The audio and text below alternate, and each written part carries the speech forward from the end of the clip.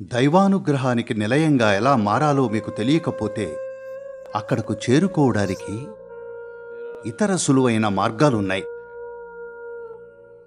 ఓ సులువైన మార్గం మీ జీవితాన్ని సమర్పణగా మార్చుకోవడం. ఇవ్వడం అనేది మిమ్మల్ని మీరు తగినంత పారగమ్యంగా మార్చుకోవడానికి ఓ సులువైన మార్గం. దాంతో దైవానుగ్రహం తప్పనిసరిగా మీలోకి ప్రవేశిస్తుంది. మీ ప్రతి అడుగు, ప్రతి శ్వాస ఇచ్చే ప్రక్రియగా అయినప్పుడు, అంటే మీ జీవితాన్నే ఓ అర్పణగా మార్చుకుంటే మీరు సహజంగానే ఐక్యతా స్థితికి చేరుకుంటారు. ఇది అవసరమైన పునాదుల్ని వేస్తుంది ఓ విశ్వ సంభావ్యత కోసం.